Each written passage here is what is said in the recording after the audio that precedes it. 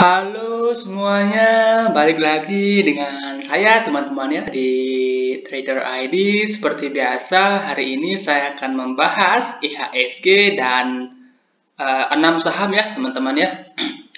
Sebelum lanjut ke pembahasan, disclaimer on, video ini bukanlah ajakan untuk membeli ataupun menjual suatu saham tertentu. Ini murni adalah analisa saya pribadi ya, jadi silakan untuk dianalisa ulang kembali. Karena nanti keuntungan ataupun kerugian itu teman-teman yang akan tanggung resikonya. Oke ya, lanjut. Yang pertama kita mulai dari IHSG terlebih dahulu teman-teman. IHSG hari ini terkoreksi 0,01% ke level 6416 ya. Hari ini masih terjadi net foreign buy yang lumayan besar ya di indeks sekitaran 1,56 triliun teman-teman di pasar reguler ya. Nah, kalau untuk IHSG analisa saya masih sama dengan yang kemarin teman-teman ya. Menurut saya indeks ini kenaikannya untuk saat ini sudah terbatas teman-teman ya, sudah terbatas. Maka indeks menurut saya akan cenderung terkonsolidasi terlebih dahulu teman-teman ya. Indeks akan kembali melanjutkan kenaikan dengan cukup signifikan jika nantinya indeks mampu breakout dari downtrend line-nya ini. Downtrend line yang sudah terbentuk dari tahun 2018 ini. Seperti yang analisa saya kemarin teman-teman ya. Jika indeks nantinya mampu break dari 6.500 ini, maka potensi untuk indeks akan naik lebih jauh lagi teman-teman ya. Mungkin ke sekitaran 7.000 atau 7.000 lebih teman-teman ya. Oke ya, itu saja analisa saya untuk IHSG. Untuk saham pertama yang akan saya bahas adalah saham ICBP atau ICBP teman-teman. Ini saham consumer goods ya, Indomie teman-teman ya. Teman-teman pasti tahu Indomie lah ya. Nah, ICBP ini sebelumnya udah pernah saya bahas teman-teman ya. Di sini ada pattern symmetrical triangle, dimana sebelumnya saya sarankan untuk buy jika memang patternnya ini mampu di break ke atas. Nah, buat teman-teman yang sudah buy ICBP pas break 8.400, selamat teman-teman ya. Dan ini menurut saya masih layak untuk di hold teman-teman ya. Tinggal pakai trailing stopnya aja. Nah, tapi untuk teman-teman yang baru mau entry, menurut saya ini sekarang tanggung teman-teman ya, karena ICBP ini sendiri sekarang sedang berada di resistennya teman-teman yang di 9.000.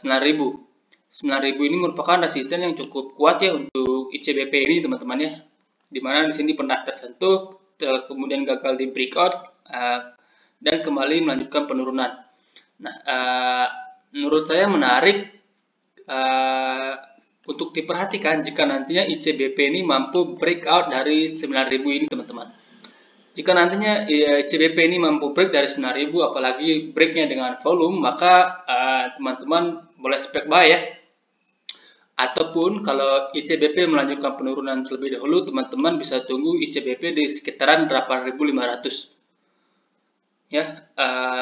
Sekitaran 8.600 sampai 8.500 itu merupakan area entry yang menarik jika ICBP ini turun terlebih dahulu ya.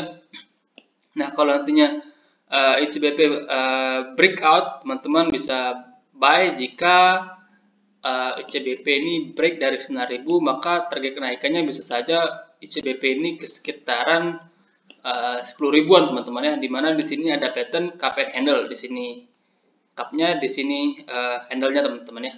Jadi 9.000 adalah neckline-nya ya. Ya, jika 9.000 ini nantinya mampu di break ke atas, maka potensi untuk ICBP ini sangat menarik ya teman-teman ya. Oke, itu saja untuk ICBP. Kemudian saham berikutnya adalah saham Wika atau Wijaya Karya Persero. Ini saham konstruksi BUMN. Ini adalah watchlist sekitar 2 minggu yang lalu, sekarang masih on track. Menurut saya ini masih oke teman-teman ya, masih oke. Hanya saja Wika sekarang sedang tertahan di area resistennya teman-teman. Di sini ada resistennya di sekitaran 1355 ya. Wika sekarang sedang tertahan di resistennya, masih konsolidasi sebelum nantinya ini mampu di break ke atas. Nah, kalaupun misalnya nanti turun teman-teman. Teman-teman tinggal pasang trailing stopnya. Soalnya teman-teman bisa pasang trailing stop di bawah 1300, beberapa di bawah 1300 teman-teman bisa pasang trailing stop. Dan kalau menurut saya sih ini masih menarik teman-teman ya. Ada potensi ini nanti di break atas. Kalau ini mampu di break atas, maka potensi kenaikan untuk WK ini akan makin jauh teman-teman. Yang bisa saja ke sekitaran 1500 terlebih dahulu, kemudian ke sekitaran 1630. Oke ya, itu saja untuk WK. Nah, buat teman-teman yang misalnya baru mau entry ya, teman-teman bisa perhatikan jika nanti WK ini mampu break dari resistannya di 1360. Jika nanti WK ini mampu break dari 1360, maka teman-teman bisa spekulatif buy teman-teman ya. Karena resistance sudah cukup tinggi, maka lot sizingnya diatur teman-teman ya. Atau tunggu dulu ya, WK ini terkoreksi mendekati 1300. Kalau misalnya 1300 itu mampu menahan penurunan WK, maka teman-teman bisa spek buy teman-teman ya. Oke, itu saja untuk WK. Kemudian saham berikutnya adalah saham Unilever. Nah, ini saham yang sering dibully teman-teman ya, dan hari ini mengalami kenaikan yang cukup signifikan ya. 13% lebih ke level 4830. Nah, apakah saham ini sudah layak untuk dikoleksi? Menurut saya belum teman-teman ya. Menurut saya belum, karena sekarang Unilever ini sedang tertahan di area resistennya teman-teman, di sekitaran ini resistennya di antara 4.800 sampai 5.000-an lah teman-teman ya. Ini dari resistennya untuk Unilever ini sendiri. Jadi strategi untuk sekarang menurut saya lebih baik wait and see terlebih dahulu ya. Wait and see terlebih dahulu. Dari segi volume ini menarik teman-teman ya, volumenya cukup besar. Jadi teman-teman bisa tunggu dulu apakah Unilever ini nantinya akan mampu melanjutkan kenaikan teman-teman ya. Jika nantinya Unilever ini kembali berada di atas 5.000 ya, close di atas 5.000, maka teman-teman bisa spek buy ya, atau teman-teman bisa tunggu Unilever di sini teman-teman. Kita tarik Fibonacci dari low-nya ke sini di area supportnya ini di sekitaran 4.300 sampai 4.200 teman-teman ya. Maka kalau nantinya Unilever kembali melanjutkan penurunan ke sekitaran 4.300 sampai 4.200, maka di sana teman-teman bisa spekulatif buy dengan stop loss di bawah 4.200. Jadi itu menurut saya strategi yang terbaik untuk sekarang ya, kalau menurut saya pribadi. Karena sekarang ini sedang berada di resistennya dan hari ini terlihat gagal untuk breakout teman-teman. Jadi kalau menurut saya lebih baik wait and see terlebih dahulu ya. Oke ya, itu saja untuk Unilever. Kemudian saham berikutnya adalah saham BANK atau Bank Aladin Syariah. Nah, untuk saham BANK ini udah beberapa kali saya pernah post di Instagram ya, kalau nggak salah 2 kali. Yang pertama waktu candlenya masih di sini, kemudian yang terakhir kemarin saya post di Instagram ini teman-teman ya. Nah, buat teman-teman yang mau follow Instagram saya bisa cek di deskripsi teman-teman ya, @trader/id. Nah, menurut saya Bank Aladin atau kode sahamnya BANK ini menurut saya untuk sekarang ini kurang menarik ya teman-teman ya. Karena di sini ada pola head and shoulders ya, dan di sini sudah di breakout, di breakdown teman-teman ya. Para head and shoulders ini sudah di breakdown, kemudian 2 hari ini retest ke atas dan belum mampu naik di atas 3.000 teman-teman ya, belum mampu naik di atas 3.000. Jadi kalau menurut saya pribadi untuk BANK sekarang ini kurang menarik teman-teman ya. Nah, teman-teman bisa perhatikan BANK ini jika nantinya kembali melanjutkan kenaikan di atas 3.000 teman-teman ya. Nah, kalau untuk sekarang BANK ini ada potensi penurunan yang pertama hingga ke sekitaran 2.300-an ya, 2.300 sampai 2.200. Kemudian kalau itu tidak mampu menahan penurunan BANK, maka potensi berikutnya itu ke sekitaran 1770 ya. Di sini adalah target dari pattern head and shoulders-nya ini sendiri, teman-teman ya. Jadi kalau menurut saya untuk sekarang ini BANK ini belum menarik, teman-teman ya. Oke ya, itu saja untuk BANK. Kemudian saham berikutnya lah saham Adaro Energi atau Adro. Nah, Adro ini saham di sektor batubara, teman-teman ya. Dan batubara, sektor batubara sahamnya mayoritas hari ini terkoreksi ya, hampir semuanya ARB, teman-teman ya. Hampir semuanya ARB. Dan juga dari harga acuan batubara sendiri hari ini pun terkoreksi cukup dalam, teman-teman ya.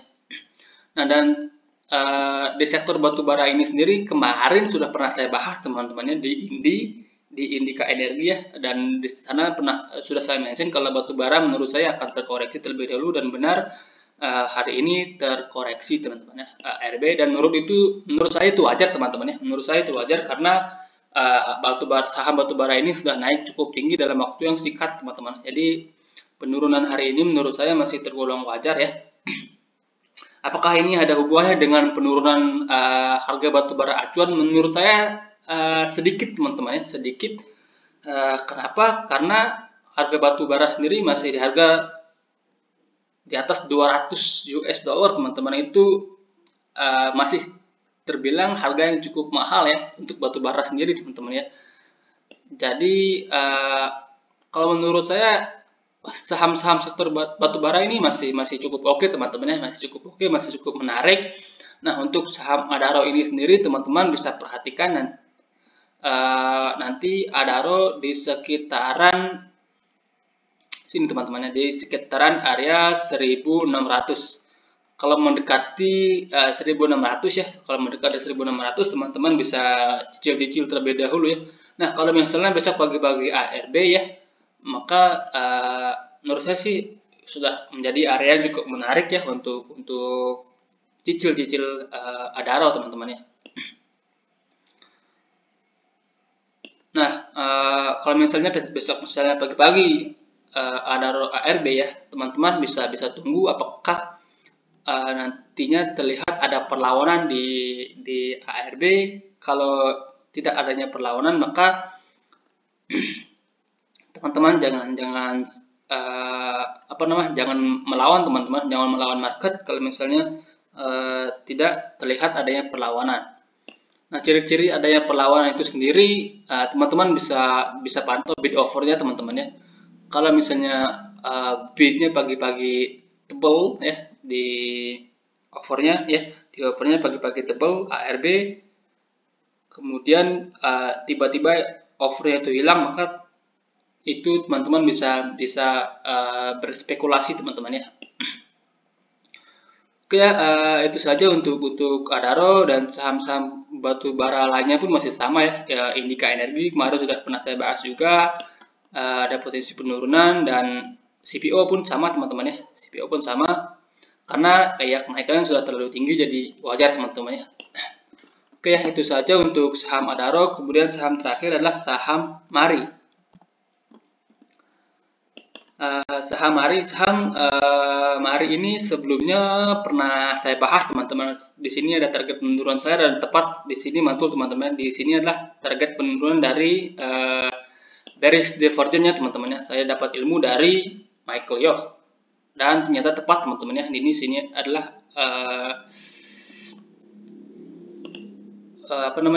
batas penurunan dari bearish divergence-nya itu, dan kemudian di sini ada terjadi pantulan.